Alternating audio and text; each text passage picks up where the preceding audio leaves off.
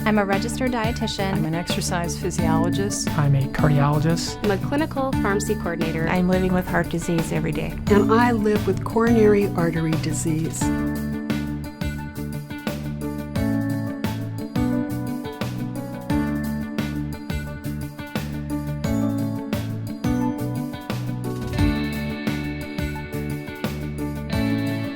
I had my heart attack just 3 days before my 56th birthday. So I was 55 when I had it. It was very shocking to me. We hadn't realized that that was a problem I might be facing. When I think of support, I think about a ladder. You might be up on a ladder and it may be wobbly. And if you don't let people know, your friends can't come hold the ladder and keep things steady. So support to me is letting those people who are in a position to help in whatever way know what issue you're dealing with. I turn to my minister and I turn to the church congregation. Letting them know garnered all kinds of support. When I've been in the hospital and have just come home, people have brought me food. People call, I get cards, and then people say, "How are you doing?" And they really mean it. My women's only cardiac support group is fantastic. There were other people there sharing my same story. I wasn't the only woman that this happened to. You can also talk about your fears there. They've had those same fears. They can give you ideas of how they've addressed them. And again, it's a place where you can give back. Your story is important to them, just as their story is important to you. And I also have some very close friends. My dearest friend, particularly when I've been very ill and struggling, has accompanied me to doctor's appointments to be another set of ears, to help record things that I might not hear or remember, and to bring some pretty pointed questions at times that she sees that she wants to address. And she also has taken it upon herself to develop an email list of friends and family of mine that are spread far and wide. And different times when I've been hospitalized, she's been the one that has sent out the updates and kept people informed as to what my status was. When your friends are offering support or when you ask for support, they're often so grateful because they don't know what else to do for you. And they worry about that. And when you say, "Can you help me with this?" they are so grateful when they know this is something I can do.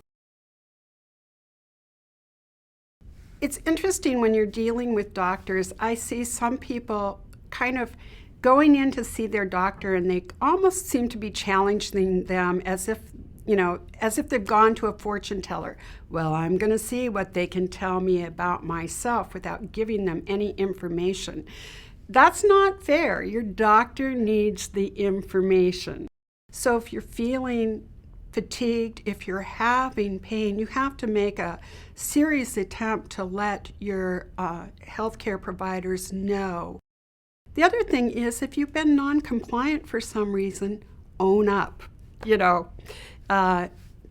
because your doctor might think, this didn't work. I have to increase this med, I have to change this med, and you might just be able to say, "You know what, I didn't take it for 3 days last week."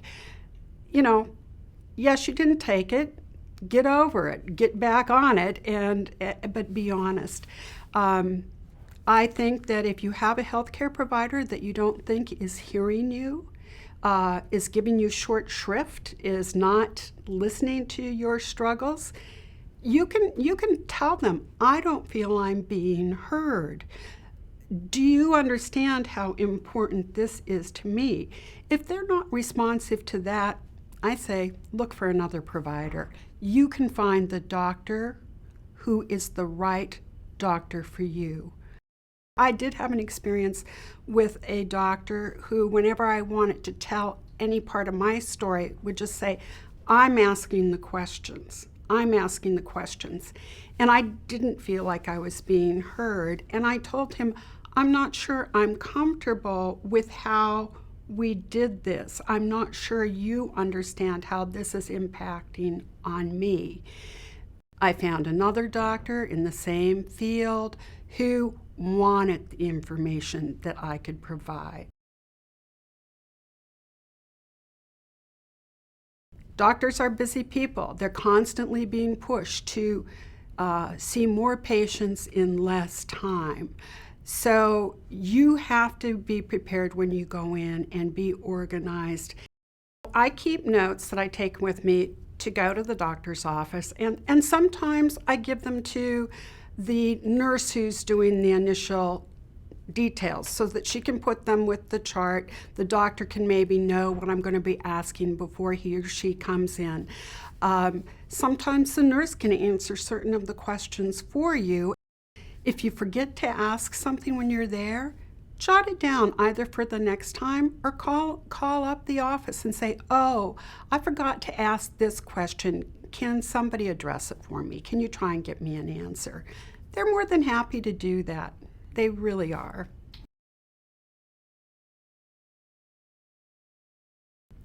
For myself, sometimes I don't ask for the support I need.